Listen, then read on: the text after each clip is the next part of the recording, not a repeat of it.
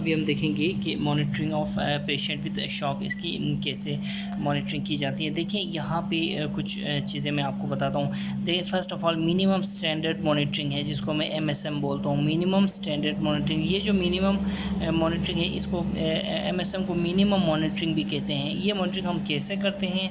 Minimum monitoring हम करते हैं कि ठीक है, इसमें हम देखते हैं कि हार्ट रेट देखते हैं और कंटिन्यूस हार्ट रेट देखते हैं, SaO2 ऑक्सीजन सेचुरेशन देखते हैं, कंटिन्यूस बीपी जो है वो नॉन इन्वेसिव बीपी हम देखते होते हैं, और उसके बाद यूरिन आउटपुट हम देखते हैं आर्ली। ठीक है, आप देखें यहाँ पे इस पे बीपी हार्ट रेट पे कंटिन्यूस किया गया है, सेचुरेशन पे कंटिन्यूस लिखा हुआ है, बीपी पे फ्रीक्वेंट है। ठीक है, ये फ्रीक्वेंट है। तो उसमें अगर कोई आपसे कोई शॉक का पेशेंट आपके पास आया है, शॉक का पेशेंट आपके पास आया है और वो आपसे पूछ रहा है कि भाई साहब और एक HO आपसे पूछ रहा है कि सर इसका बीपी कितने टाइम्स में मॉनिटर करना है, तो ये फ्रीक्वेंट कहूँगा मैं उसको। फ्रीक्वेंट कोई ख़ास घंटे इस पे बताए नहीं गए, तो frequent BP monitoring that is non invasive BP monitoring है। ठीक है, इसी तरह से वो अगर HO पूछे कि भाई यार सर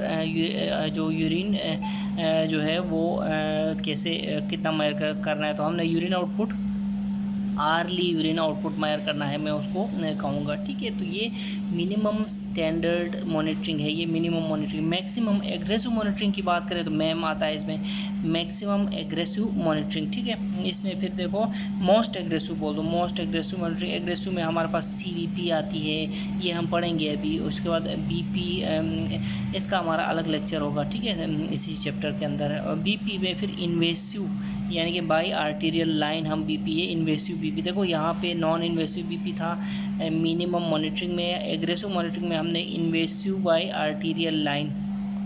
ठीक है, इसी तरह कार्डियक आउटपुट भी मॉनिटर करेंगे। किस में है ये? एग्रेसिव मॉनिटरिंग में। ठीक है ना, तो मैंने क्या कहा कि minimum monitoring heart rate continuous, saturation continuous, और BP फ्रीक्वेंट, और यूरिन आउटपुट आर्ली। ठीक है, इसको काटो, यूरिन आउटपुट आर्ली। ठीक है, एग्रेसिव में मैंने मैम का मोस्ट एग्रेसिव मॉनिटरिंग में किया CVP लाइन, जिसके बारे में हम अगले लेक्चर देंगे। BP इन्वेसिव, ठीक है, invasive BP by arterial line, और कार्डियक आउटपुट। ठीक है, और उसके बाद monitoring for effective tissue perfusion, tissue perfusion. ठीक है, तो इसके लिए हम क्या क्या देखते हैं? देखो इसके लिए हम देखते हैं pH, lactate level, base deficit, और MWOS। ठीक है, MWOS is mixed venous oxygen saturation. कौन कौन सी चीज़ें? MWOS, बेस डेफिसिट, लैक्टेट और pH, ये मॉनिटरिंग करते हैं आप इफेक्टिव टिश्यू परफ्यूजन के लिए।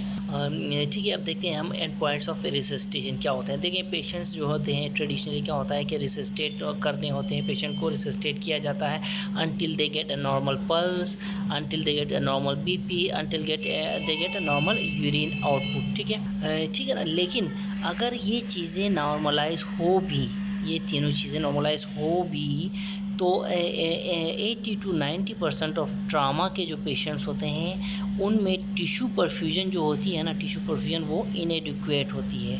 वो ये कैसे हम देख सकते हैं? इंक्रीज लैक्टेट लेवल्स और डिक्रीज्ड MWOS के ज़रिए। ठीक है, तो इनएडिक्वेट टिश्यू परफ्यूजन होती है अब despite normal pulse rate, but BP और यूरिन आउटपुट के।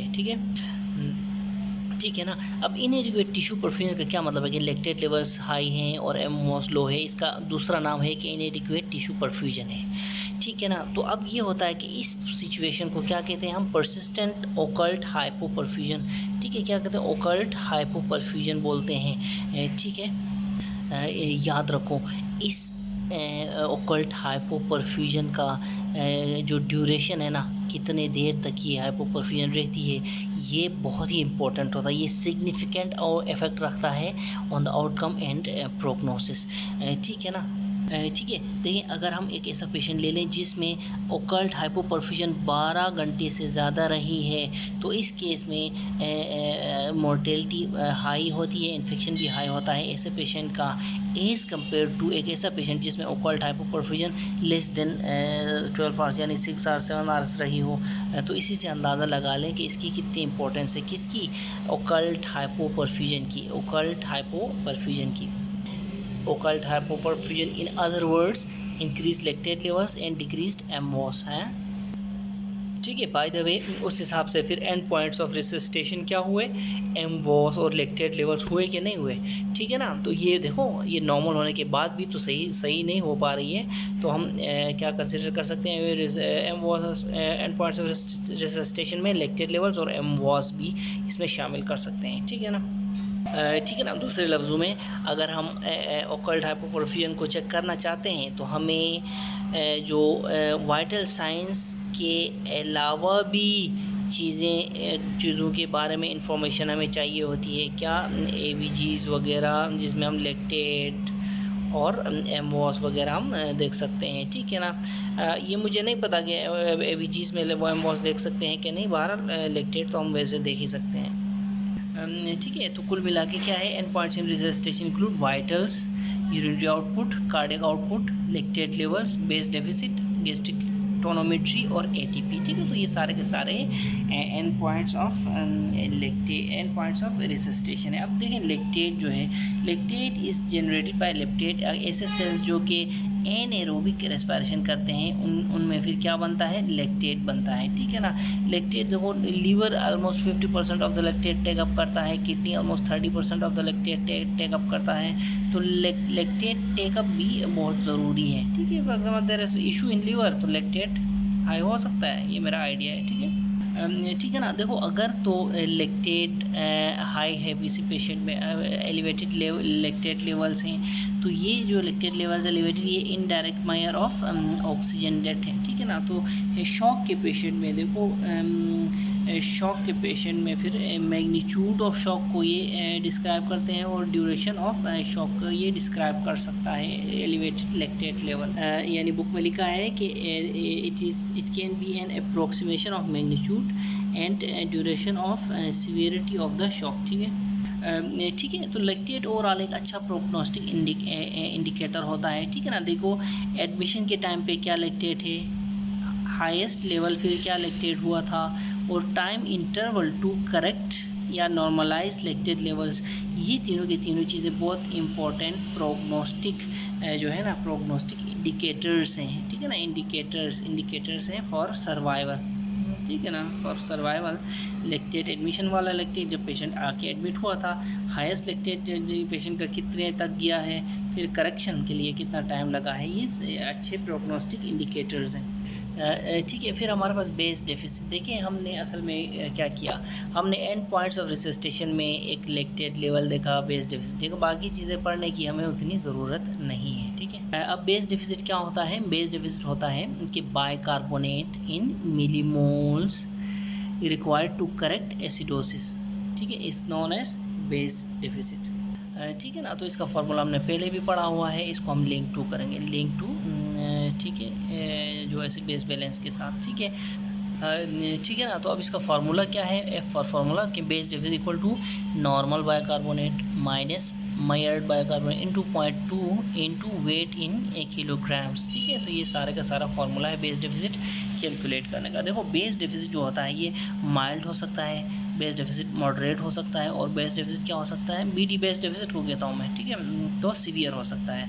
अगर तो ये 3 to 5 मिलीमोल्स की रेंज में है तो माइल्ड है, अगर 6 to 4 मिलीमोल्स की रेंज में है तो मॉडरेट है, अगर 15 मिलीमोल्स से ग्रेटर है या 15 या 15 से ग्रेटर है, 15 या 15 से ग्रेटर है तो इस ये सीवियर है। ठीक है ना, ट्रॉमा के पेशेंट्स में देखो, ट्रॉमा के पेशेंट्स में जो ठीक है ना, तो ट्रॉमा के पेशेंट्स में बेस डेफिसिट जितना ज़्यादा वो सीवियर की तरफ होगा तो हाई मोर्टेलिटी उतनी ही आपको मिलेगी। ठीक है, ठीक है ना, देखिए कि आउटकम ऑफ शॉक को डिटरमाइन करने के लिए देखो बेस डेफिसिट, ठीक है ना, बेस डेफिसिट और time required to correct it, ठीक है ना। ये दोनों चीज़ें जो है ना, ये can very well determine the magnitude of the out या फिर आउटकम ऑफ द शॉक, ठीक है।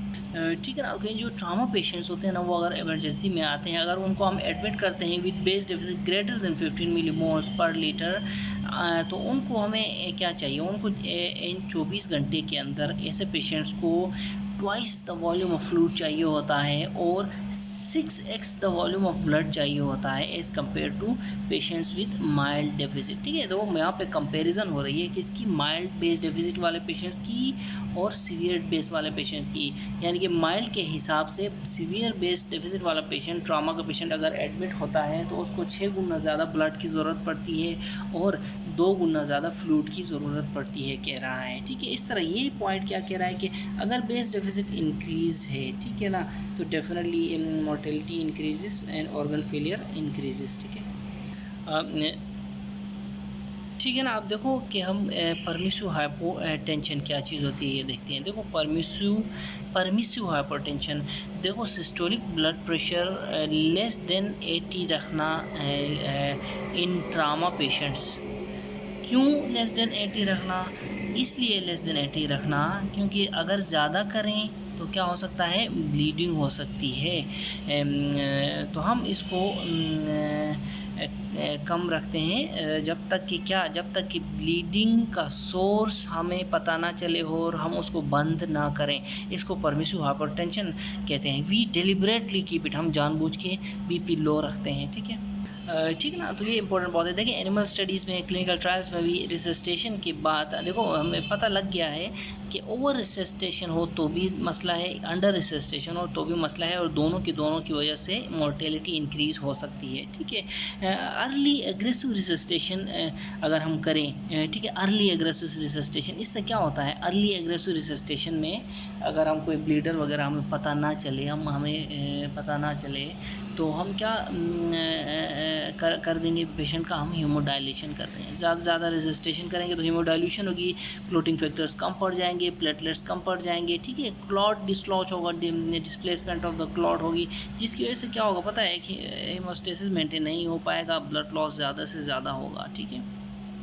ठीक है ना। तो यही परमिसिव हाइपरटेंशन अगर हम एलो करते हैं तो क्लॉट डिसरप्शन जो होती है, जो मैंने पहले बताया इधर, तो ये क्लॉट डिसरप्शन इसको हम कम कर सकते हैं किसकी मदद से, परमिसिव हाइपोटेंशन की मदद से, ठीक है ना। इसी तरह एविडेंसेस हैं कि हमारे पास जो ट्रॉमा पेशेंट्स आते हैं इनको अगर mean arterial pressure 40 to 50 millimetre of mercury और systolic blood pressure less than 80 पे रखा जाए तो लेस देन 30 मिनट्स तक रखा जाए तो ये ट्रॉमा पेशेंट्स क्या कर सकते हैं, इसको टॉलरेट कर सकते हैं without any and organ failure, इसको टॉलरेट कर सकते हैं, ठीक है। ठीक है ना। तो ये जो परमिसिव हाइपोटेंशन है, ये अगर पेशेंट आता है आपको पास ट्रॉमेटिक ब्रेन इंजरी के साथ, आप उसको परमिसिव हाइपोटेंशन नहीं देंगे, ठीक है। It is contraindicated in patients with traumatic brain injury. क्यों कंट्राइंडिकेटेड है? Why? Adequate pressure is very necessary for central nervous system. आप प्रेशर कम करेंगे तो क्या होगा, ठीक है ना, तो प्रोग्नोसिस कम हो जाएगी, मोर्टेलिटी ज़्यादा हो सकती है, ठीक है। इसी तरह इंटरवेंशन याद रखें, सर्जिकल इंटरवेंशंस और रेडियोलॉजी। देखो मैं रेडियोलॉजी को ऐसे लिखता हूँ, मैंने काफ़ी टाइम तक रेडियोलॉजी को RADIS लिख के टाइम ज़ाया किया है, लेकिन मैं अभी रेडियोलॉजी को ऐसे लिखता हूँ, ठीक है। और रेडियोलॉजिकल इंटरवेंशन, ठीक है, इनके थ्रू जब हम बंद करते हैं एक्टिव ब्लीडिंग को, ठीक है ना, तो उसके बाद एग्रेसिव रिसस्टेशन आप कर सकते हैं, ठीक है। एग्रेसिव रिसस्टेशन जब तक ब्लीडिंग हो रही है आप नहीं कर सकते, ठीक है ना। जब आप ब्लीडिंग रोकेंगे फिर एग्रेसिव रिसस्टेशन करेंगे और ब्लड प्रेशर को दोबारा नॉर्मलाइज़ करेंगे, ठीक है ना, ब्लड प्रेशर को दोबारा नॉर्मलाइज़ करेंगे।